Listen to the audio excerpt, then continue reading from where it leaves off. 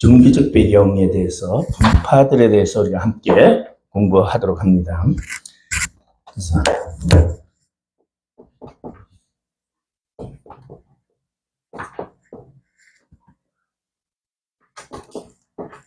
우리 보면은 이스라엘이라는 나라가 586년, 주전 586년에 멸망을 합니다. 바벨론에게 멸망을 하고, 그리고 바벨론의 포로로 잡혀가고, 예루살렘에는 뭐 한 2만 정도의 사람밖에 남지 않았다고 해요.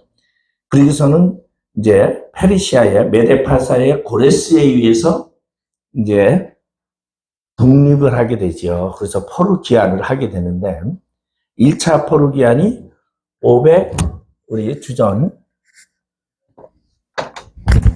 537년에 고레스 칙령에 의해서 포로 귀환을 합니다. 그래서 귀환을 하는데 우리 거기서는 536년에 우리가 이제 성전을 짓기 위해서 2월 달에 모이게 됩니다.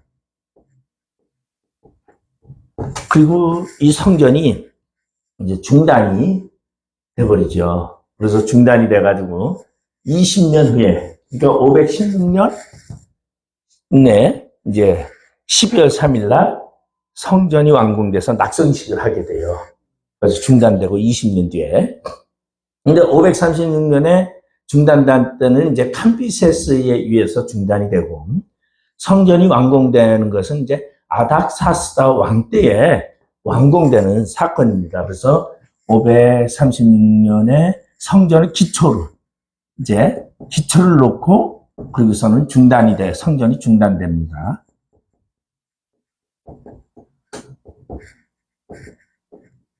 그리고 이제 15년이 지나서 이제 저기 보면은 학계 선지자라든가, 그래서 이제 스가랴 선지자, 그래서 이제 성전을 다시 재건하라. 그래서 이제 그런 명령에 의해서 이제 성전이 다시 이제 시작이 돼가지고 6년 4개월 만에 6년 정도의 성전이 완공돼서 아닥사스다 왕 때에 성전이 완공되는 사건이 나오는데, 그러면서 이제 이스라엘은 종교의 기초가 성전이다 보니까, 그래서 이제 성전이 완공되고, 그리고서는 이제 포로 2차 기한이 아닥사스다 왕 7년에 이제 포로 2차 기한이 누구나 하면은 우리 에스라에 의해서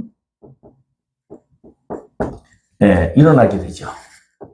그러면 주전 458년에 포로 기한이 2차 포로 기한이 있습니다. 근데 이때는 이제 우리가 그거 하냐면 에스라에 의해서 가 주도를 하고서 이제 데리고 오는데, 이때 에스라가 이제 데리고 올 때에 보면은 많은 학자들을 데리고 이제 돌아오게 됩니다. 그래서 에스라가 와서 이제 이스라엘 백성들에게 이제 뭘 가르치냐면 율법을 가르치고 이제 규제를 가르치죠. 그래서 이제 에스라서에 보면은 뭘 얘기하냐면은 이 제사장의 신분 문제, 그 다음에 결혼 문제, 그 다음에 11조 문제, 이런 것들을 다 다루고 있어요. 그래서 2차 에스라에 의해서 이제 돌아와서 오면서 이스라엘의 이제 율법을 가르치게 됩니다. 그래서 우리 에스라를 최초의 학사, 그렇게 말하죠. 학사 에스라. 그래서 이제 율법을 가르치게 되면서 이제 이스라엘의 율법이라는 것이 이제 전 백성들에게, 국민들에게 백성들에게 가르쳐지게 됩니다. 그래서는 이제 뭐가 생겨나냐면은 우리 주전 165년에 어떤 일이 있었냐면은 마카베우스라는 사람이 이제 셀루커스의 안티오쿠스 에피파네스라는 사람에게 이제 항거하면서 이제 예루살렘을 탈환하는 사건이 나오게 됩니다.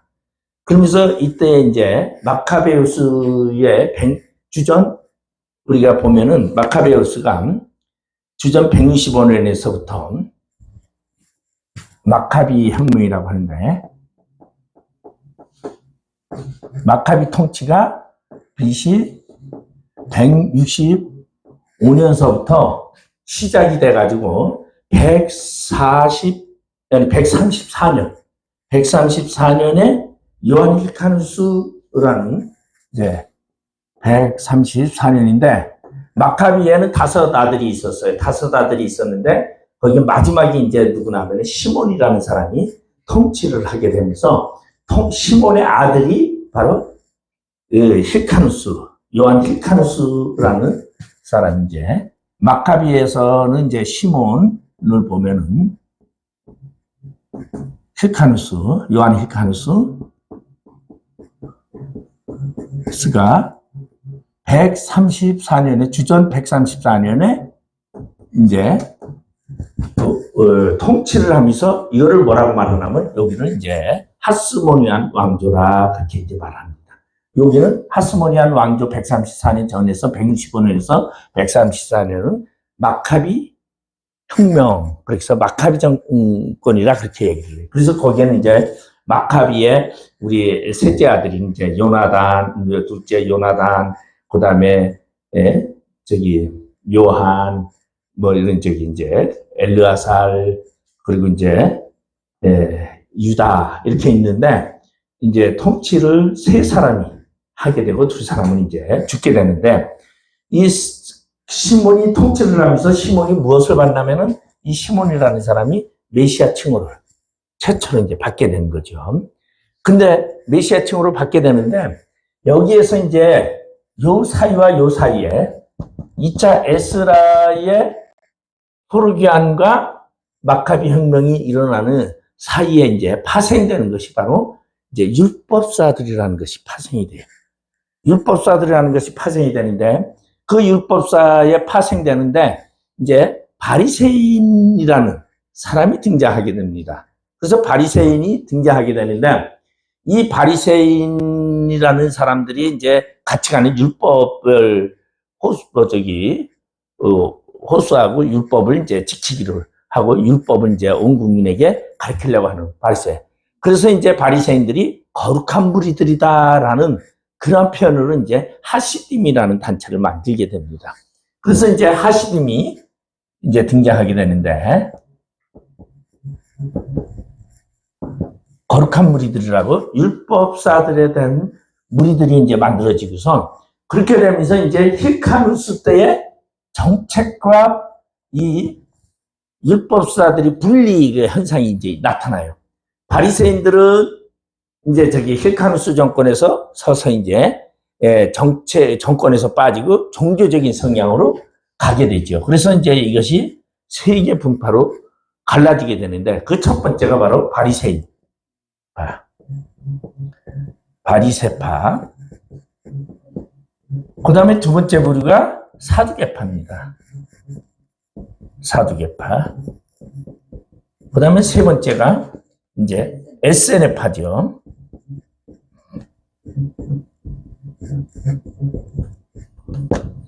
물론 이제 여 뒤에는 이제 뭐 열신당파, 쿰란파 뭐 이런 파들이 이제 뒤에 이제 계속 나오는데, 그게 이제 3개로다가 나오는 것이 바리새파, 사두개파, 에세네파가 이 하시딤의 무리라는 곳에서 이제 분열이 되는데, 우리 바리새파라는 것은 여러분이 이제 아까 32페이지에 보면은 이 바리새파에 대해서 나오게 되는데, 사실은 이제 요한 힐카누스가 30년 동안, 31년 동안 통치를 하면서 이제 자기 저거를 주도권을 가지고 통치를 하는데, 바리새파들이 봤을 때는 종교 지도자들이 너무 왕이 종교성보다는 자기 사육에 치우쳤다. 그래서 이제 거절을 하게 되는 이제 정책과 분리하는 사건 속에서 이제 사두개파라는 사람들은 정치적인 성향을 띠게 되면서 왕을 도우면서 이제 정치에 관련하게 되는 겁니다. 그러니까 바리새파는 이제 국민의 지도자로, 백성들의 지도자로 이제 그래서 백성을 교육하고, 사두개파는 왕과 결탁을 해서 이제 정치에 관여가 되는데, 어떻게 보면은 이제 이 문제가 되는 것은 왜냐면 헬라파라는 것이 나와요. 그러니까 이제 이전에 헬라파, 그 다음에 이제 저기 11파, 마카비파, 이제 마카비 혁명 때 헬라파, 마카비파, 이런 것이 이제 생겨나게 됩니다. 그러니까 헬라파, 마카비파에서 이제 마카비파 쪽을 따르는 사람들이 이제 좀 이렇게 이제 저 율법적이고, 저 헬라파 따르는 사람들은 이제 정치적인 성향이 좀 많이 있죠. 그래서 이제 사두개파는 정치적으로 저걸 하는데, 바리새파들이 거의 종교를 장악을 했는데, 이 바리새파를 왕이 배척하면서부터 이제 혼란이 오게 되는 겁니다. 그러면 바리새파들의 정책은 어떤 정책이었느냐? 백성들은 바리새인들을 굉장히 따랐어요. 그리고 바리새인들을 옹호하고 바리새인들을 저거 했던 것은, 왜냐하면은 바리새파들이 이야기하는 것은, 여러분의 교재에 보면은 이 뜻이 뭘 얘기를 하냐면은, 그들은 율법주의를 말하고 있어요. 율법주의. 가번에 첫째로 율법주의가 바리새주의의 발전 요인이었다. 그래서 모세오경을 생활화했습니다. 그래서 율법을 아주 최대한 그것을 지키고 율법을 가리키고 율법을 통해서 이제 하나님의 백성의 삶을 살게 한 것. 그것이 이제 바리새파들의 첫 번째 주장이었고, 그 다음에 두 번째는 이제 뭐냐면 국가주의예요. 그러니까 국가주의는 뭐냐면 이제 하나님의 선택된 백성. 왜냐하면 사두개파들은 이 헬라 로마에 기울게 되는데, 이것은 뭐냐면 순수한 하나님의 백성으로서의 통치권을 이야기를 합니다. 그러니까 국가 건립이죠. 그러면 당연히 나오는 게 뭐예요? 메시아라는 게 나옵니다. 그러니까 메시아라는 것이 우리 하나님이 우리에게 메시아를 보내서 우리를 저 로마나 헬라에서 해방시키시고 우리를 이끄신다라는 그런 개념을 바리새파들이 얘기하는데, 백성들에게는 아주 이게 굉장히 딱 맞아 들었죠. 그러다 보니까 국가 간에 대해서 국가주의에 대한 것과 그 다음에 율법주의에 대한 것이 바리새파들이 백성들에게 선포하면서 백성들이 대다수가 이제 바리새파를 따르게 됩니다. 그러면서 바리새파들은 이제 거기서 더욱더 거룩함을 유지하게 되고, 그리고 바리새인들이 거룩함을 이제, 그래서 우리 보면은 이 도포를 이제 옷을 입잖아요. 바리새인들이 랍비 옷이라는 것도 있고, 그것을 통해서 이제 백성들의 지도자로서의 그 운동을 하게 됩니다. 그럼 그것이 이제 바리새파들에 대한 이야기인데, 이들은 무엇을 철저하게 신앙생활의 철저를 뭐로 말한다면 11조 생활이에요. 11조 생활.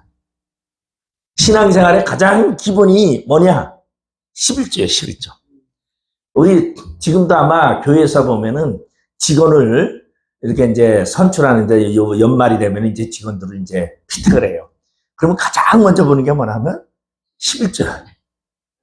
그리고 그거다 뭐죠? 주의성수. 그것을 이제 보는 것처럼. 그러니까 11조 생활을 철저히. 그래서 이제 이 율법의 가장 근원이 되는 것이 이제 뭐냐 하면은 결혼 문제, 11조 문제, 이런 문제거든요. 그리고 율법의 말씀을 철저히 지켜야 됐어요, 그들은. 그리고 세 번째가 뭐예요? 바로 결혼 문제예요. 이교도와 결혼하지 말아라. 이것이 이제 바리새파들이 말하는 것이고, 그리고 이 바리새인들은 뭐를 입었냐면 옷을 구별을 했어요. 그래서 옷을 구별을 해가지고 거룩한 물이라는 것을 표현을 하고 그 옷을 이제 저하고, 그리고서는 재밌는 것은 이제 이 제사장들이 이제 바리새파에는 이제 주로 사내들인도 나중에 보면 바리새파들이 주도를 이끌게 돼요. 그래서 이제 서기관들이나 이러한 사람들은 거의다가, 서기관은 이제 성경을 쓰거나 이렇게 하는 사람들인데, 지도자들인데 거의다가 대다수가 바리새파였어요. 그러니까 이스라엘의 종교 지도자는 거의 바리새파들이 주도를 하게 됩니다. 백성들의 칭송도 받고 백성들에게 본도 보이고 하는 것이 바리새파니까. 근데 이제 사두개파는 정치적인 이제 목적으로다가 이제 만들어지기 때문에, 그래서 바리새파들을 우리가 보면은, 오늘날 보면은 바리새파들의 이 정신이 좋은 거죠. 어떻게 보면 교회 같은 데도 바리새파의 이런 정신이 있어야 이 결합도 하고 융합도 잘 되고 하나님의 거룩하면 무리들로 이게 만들어집니다. 그래서 이제 바리새파들이 내려오면서 하나 문제점이 뭐냐면 구전이라는 거예요. 구전. 예, 구전이라는 것이. 근데 이게 이제 신학에도 장로들의 뭐 그런 얘기도 나오죠. 장로들의 그리고 지도자들의 유전이라고 성경에 이제 나와 있어요. 근데 이게 뭐냐면은 율법에 없는 것들이에요. 율법에 없이 지도자들의 유전에 의해서 장로들의 유전에 의해서 내려오는 규례가 이제 만들어지게 되는데 이 장로들의 유전에 의해서 내려오는 이것은 이제 구전이라고 하는데 이 구전이 무엇을 하냐면은 어떻게 보면 율법보다 앞서게 되는 경우가 너무나 많다라는 거죠. 그래서 우리 성경에도 보면은 이것을 이제 신약시대에도 예수님 당시에도 보면은 구전에 걸쳐서 구전에 의해서 이런 모든 종교 활동이 만들어져요. 그리고 구전이라는 것은 우리가 보편적으로 이제 이렇게 얘기를 해요. 뭐라고 얘기하냐면 뭐 입에서 입으로 전해 오는 거. 근데 그게 아니에요. 율법이 아는 규례들. 그러니까 뭐냐면은 문서화도 돼 있어요. 구전도. 근데 율법이 아닌 성경 모세오경의 토라가 아닌 그러한 문서화된 거로서 내려오는 유전도 바로 이제 구전이고 그리고 입으로 지켜져 내려오는 것도 구전이고 그러니까 구전이라는 것은 전반적인 모세오경이 아닌 그러한 규례들을 구전이라고 이제 그렇게 해요. 그래서 우리가 이거를 한번 살펴보면은 마가복음에 보면은 예수님께서 이걸 책망하는 게 나와요. 뭐보다 하나님의 말씀보다 장로들의 유전을 더 중시하는 그 백성들의 그 잘못된 것에 대해서 예수님께서 책망하는데 아마 마가복음 7장 8절 9절인가요? 11절인가 한번 제가 성경은 지금 없는데 한번 누가 읽어보세요. 마가복음 7장 8절 9절.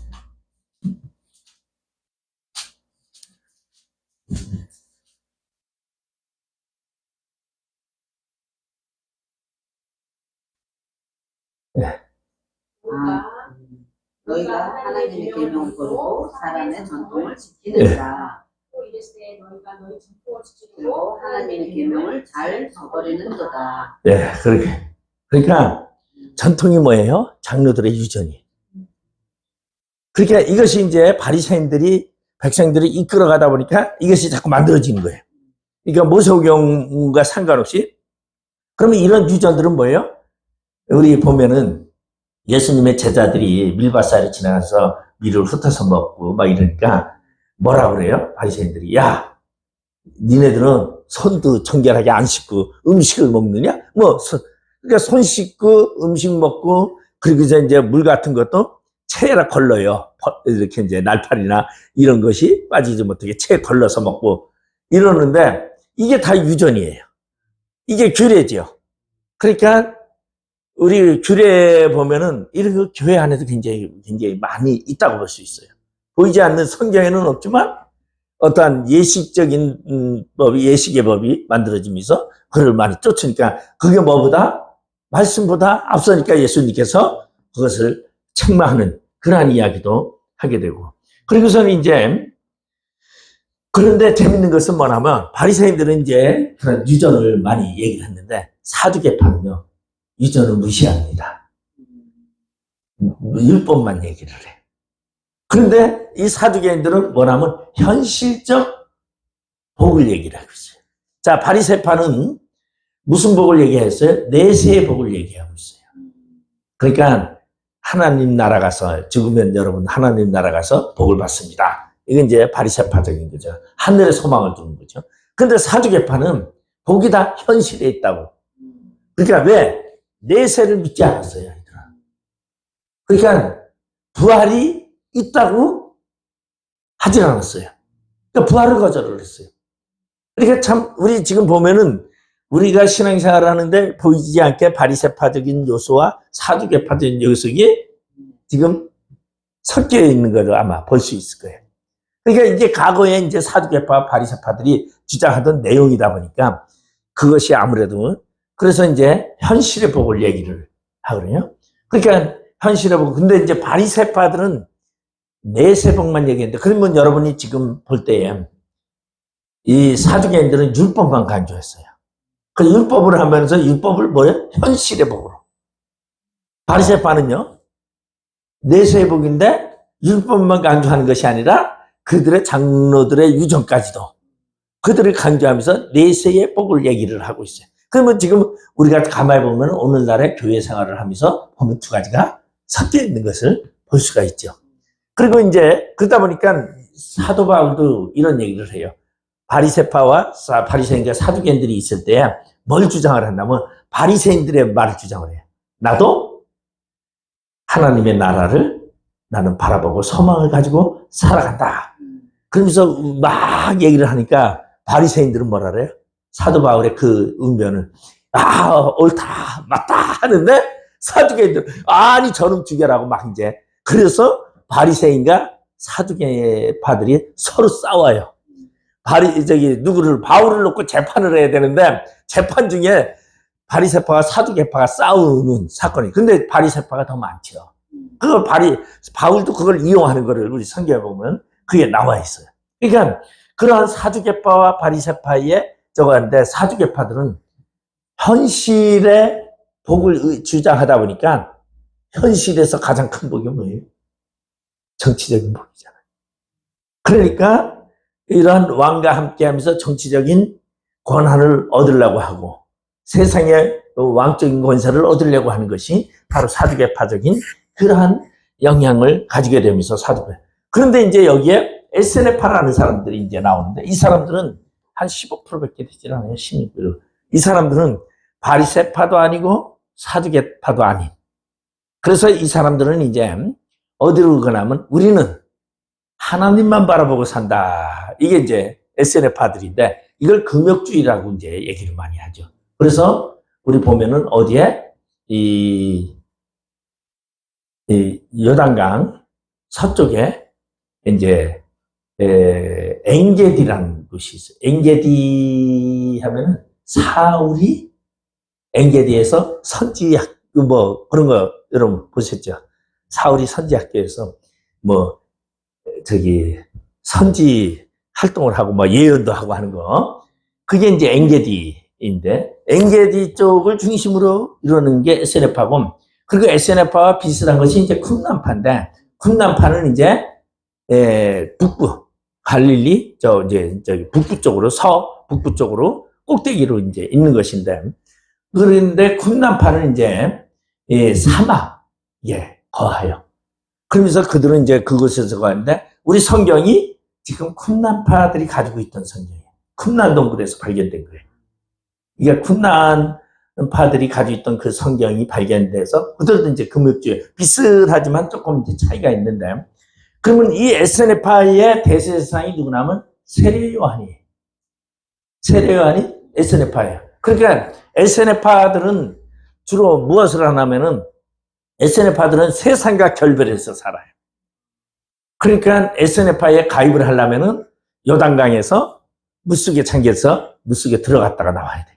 그러면서 나는 죽었고 이제는 나는 하나님의 백성으로서 하나님의 사람으로 살겠다 하는 게 그게 이제 침례라고 그러죠. 침례. 요단강에서 온몸을 잠그고 그러고서는 이제 거친 광야에서 이제 그들이 살아가죠. 그래서 보면은 우리가 생각해보면 메뚜기가 서청을 먹는데 이들이 거기 가입이 돼서 에스네파에 들어가면요 1년 동안 목욕도 안 한답니다.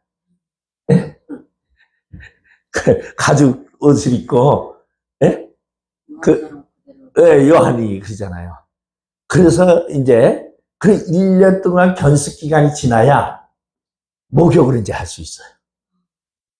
그 정도로 이제 이 자연 속에서 이제 생활을 하면서 그리고서 2년 동안 사는데 여기 이제 에스네파들의 특징이 이제 신혼 여기 이제 가입이 되면은 그러니까 1년이 지나야 에스네파의 그 무리에 에스네파의 본 저 무리에는 3년이 지나요. 그러니까 단계별로 있어요. 그러니까 SNF파는 규율이 굉장히 엄해져.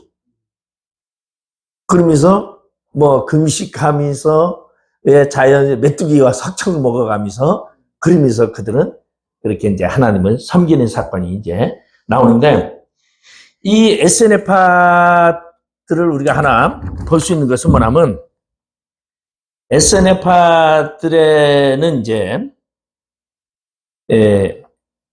마카비 요나단 때서부터 이제 그러니까 말 그대로 마카비 정권 때 이제 이 율법사들이 하시딘들이 마카비를 도와서 이제 정권을 탄출했는데 이제 마카비의 아들들이 이제 정권을 잡으면 이제 바리새파를 옹호하기도 하고 사두개파를 옹호하기도 하고 이러면서 이제 싸움이 일어나게 돼요. 그런데 거기에서 이제 SNF파는 우리는 정치와 결부하지 않는다. 순수 하나님만 섬기겠다라는 마음을 가지고서 생겨나는 것이 SNF파예요. 그래서 이제 예수님도 SNF파인 대제사장이 세례요한에게 가서 요단강에서 세례를 받습니다. 근데 이 SNF파들은 이제 바로 항야 사회의 항야가 서쪽에 있는 항야가 바로 그들의 거주지였고 그리고 그들은 인간 생활과 단절된 생활을 했어요. 그 요새 아마 제가 요새 시대로 비유한다면은 아마 옛날에 이제 수도원 중세 시대에 수도원이 한참 유행이 됐어요. 교회가 부패하니까 우리는 부패를 벗어나서 수도원에 가서 이렇게 이제 자연과 함께하면서 그래서 수도원이 한참 번성을 하면 뭐가 많이 발전되냐면 영성이 발달해. 그래서 수도원 사람들은 뭐 새와 대화도 하고 동물하고도 대화도 하고 막 이렇게 이제 그래서 어느 수도사는 이제 뭐 이렇게 가만히 있으면 새가 날아와서 팔에 앉으면 새랑 이야기도 하고 대화도 한다리고 그런 얘기. 그래서 그런 얘기 많아요. 그래서 수도사에 대한 이야기들이 수도원의 이야기가 굉장히 많죠. 뭐 거기에 부작용은 또 뭐냐면은 수도원의 부작용은 또 그런 너무 금욕적이다 보니까 인간의 욕구적인 문제가 해결이 안 되니까 또 부작용도 나타나게 되고 이제 이런 것이 이제 수도원인데 근데 어쨌든 간 수도원이라는 것은 육적인 자신을 통제해야 되기 때문에 강해질 수밖에 없는 것이 영적인 문제예요. 영적인 문제. 그러니까 영적인 문제를 통해서 그들이 자신들을 최대로 이제 자신을 지켜가려고 그것이 이제 SNF파인데 근데 사실은 이 SNF파에 들어가는 데는 3년 동안 시험 기간이 있었다 그랬어요. 제가 1년 동안은 뭐 목욕도 안 하고 완전히 그러다가 그러게 되고선 이제 3년이 지나야 그들이 뭐냐면은 SNF파의 정식 회원이 되고 그때에서 이제 결혼도 인정되고 그리고 이제 그때에 모든 것을 그래서 우리 보면은 지금도 아마 그런 것도 제가 보니까 몽골교 같은 데 보면은 장로가 되면은 3년 해외로 나가요. 해외로 나가서 복음전도 하고 뭐 이러면서 그래서 신와이사스 입고 가방 들고서 다니는 사람들이 장로 피택이 되면은 우측되고 선교하러 다녀요. 그러니까 어떠한 이것이 이제 SNF파적인 영향을 가져오죠. 그러다 보니까 여러분 여기 통일교도 그런다 그러잖아요. 그죠? 결혼을 하면 어떻게 해요? 합동 결혼식을 딱 하면은 그냥 사는 게 아니라 뭐 몇 개월 동안 선교하러 가서 선교하고 오고 뭐 이렇게 그러니까 이제 그러한 굉장히 규율이 엄했던 것이 SNF파입니다. 근데 이들은 영혼 불멸을 믿었어요. 영혼 불멸.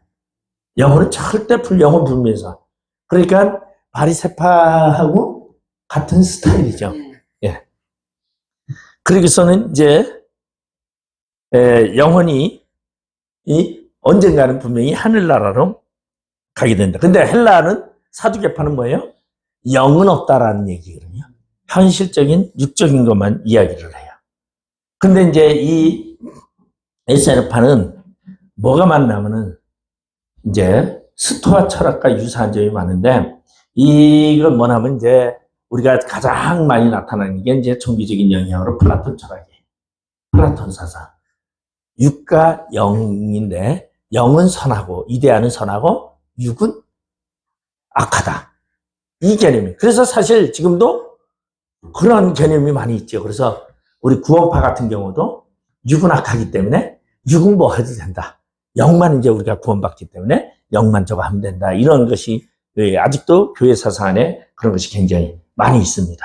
자, 그러면서 이러한 것이 나오는데 이제 이 SNF파 뒤에는 이제 우리가 종교적인 영향을 보면은 이제 쿰란파, 아까 제가 쿰란파 얘기했는데 저기 사해 북단 서쪽에 이제 주로 불모진 황량한 감야 분지에 살고 있었고, 그리고 이제 그들이 AD 70년에 예루살렘이 멸망할 때까지 활동이 굉장히 활성화됐었어요. 그런데 이제 그래서 우리가 보면은 그 쿰란 동굴이 이제 그래서 성경이 나오게 되는 사건이 나오는데, 이들은 쿰란파들은 뭐를 위해서 메시아를 기다렸어요. 메시아. 제가 그 전에 아마 백탁가렴의 이제 메시아 사상에 대한 이야기를 좀 한 적이 있는데, 이 쿰란파들은 메시아를 굉장히 기다리고 메시아가 오면은 모든 것이 이제 저거 한다. 그래서 이제 그러다가 이제 1947년에 이제 성경이 쿰란 동굴에서 발견되면서 엄청난. 근데 지금은 이제 뭐 쿰란파들에 대한 이제 그러한 자료는 거의 이제 AD 70년 이후에 거의 사라져 버렸어요. 그리고 이제 열심당파가 이제 나오는데, 열심당파는 유대 독립을 위한 파들이에요. 독립. 그래서 이제 헬라에서 로마에서 우리를 독립시켜 줄 것을, 그래서 독립운동을 하죠. 그래서 우리 여기 보면은 예수님의 제자 중에도 열심당파가 있고, 그리고 이제 우리 잘 알고 있는 예수님의 십자가 옆에 이제 예수님 대신 살아난 제수가 있어요. 예수님 대신. 그러니까 누가 너희들 바나바를 선택할 거냐, 예수를 선택할 거냐. 이제 6월절이 돼가지고 빌라도가 이제 제안을 하니까 예수를 죽이고 제수를 살려달라고 하죠. 이게 열심당파예요. 열심당파. 그러니까 열심당파들은 독립을 위해서 전투적인 이 전쟁을 이제 하면서 독립을 위해서 싸우던 사람들이 이 열심당파 사람들입니다. 이 열심당이 진흙 땅이에요. 예? 헤롯 땅하고는 좀 틀려요. 그러니까 헤롯 땅하고 비슷해요. 예. 그런데 이제 헤롯 땅이 이제 조금 틀리죠. 열심당파는 독립을 위해서니까 조금 이제, 근데 비슷비슷한 게 이제 많아요. 예, 크게 차이가 이제, 이게 왜냐면 당파가 자꾸 만들어지면서, 자기 주도권을 이제 가지려고 하는 그런 것이 이제 나오다 보니까. 그래서 그러다 보니까 이제 성경적인 것이 이제 해석이 되는데, 우리 보면 에스라가 와서 율법을 가르치게 되죠. 그리고 성전이 우리 이제 중단되고 20년 뒤에 516년에 성전이 완공되고, 에스라가 언제 오냐면 아닥사스다 7년에 아닥사스다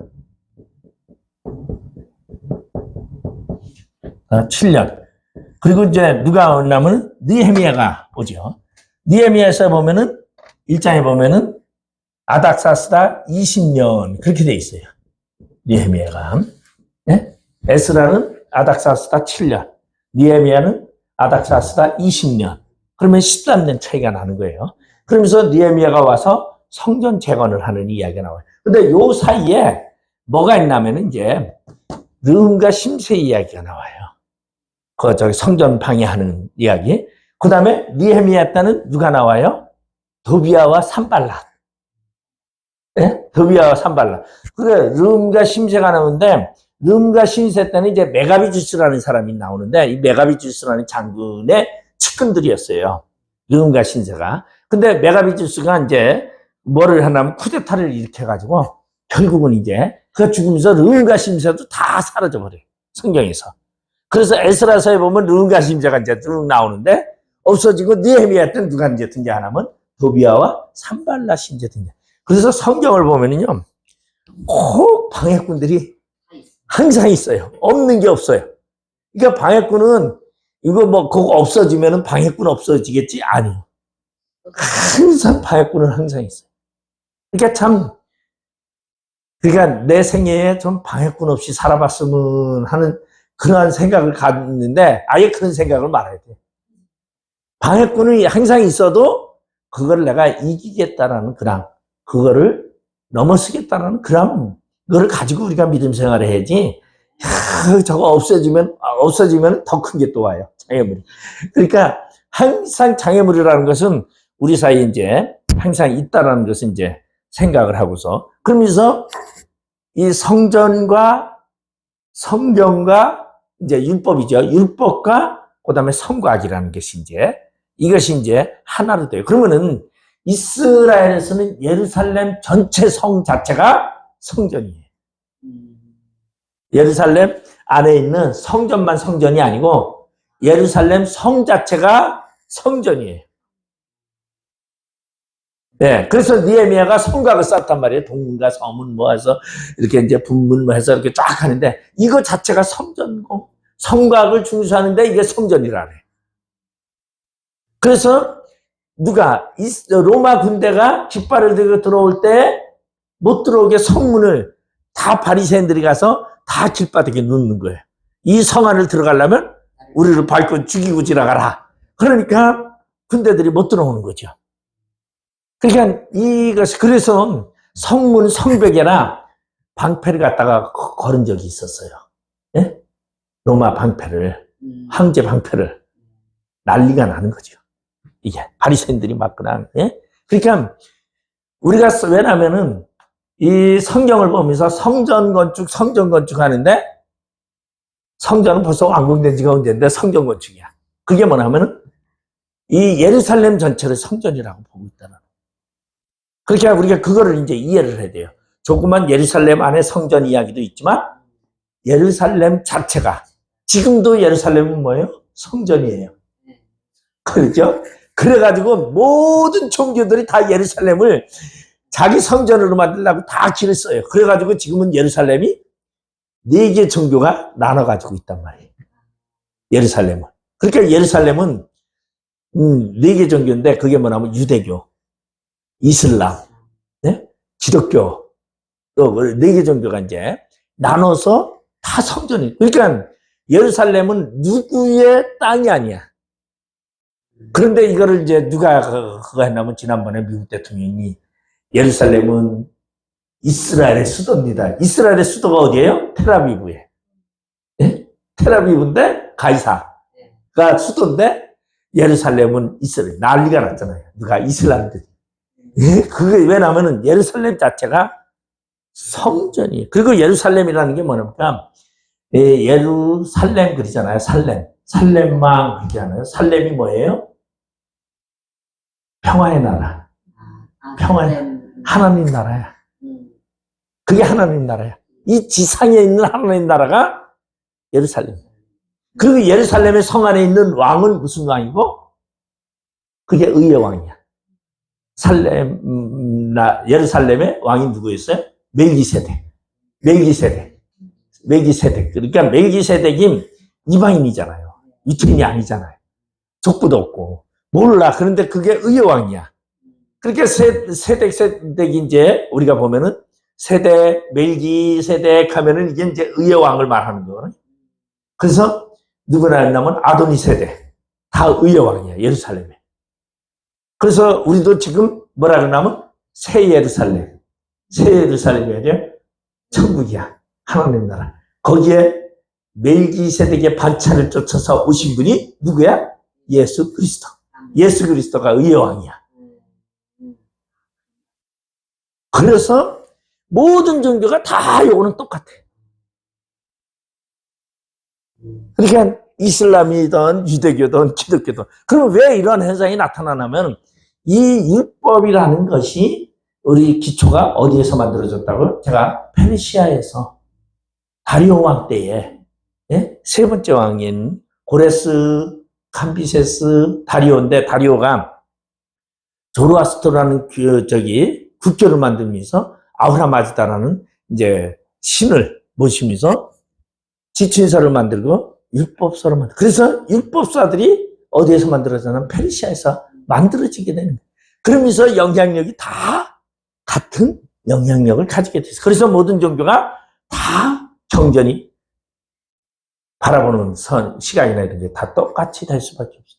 우리 불교도 그렇잖아요. 불교도 어디로 가요? 손오공에 보면은 삼장법사가 서역으로 간단 말이에요. 서역이 어디에요? 페르시아예요. 예?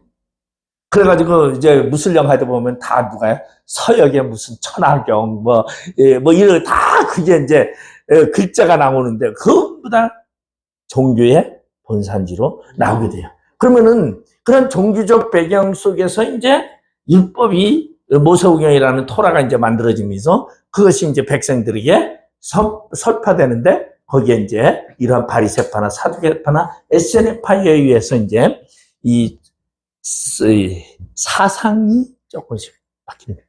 그럼 지금은 안 그러나요? 지금도 사상이 다 틀려요. 예? 장로교하고 예?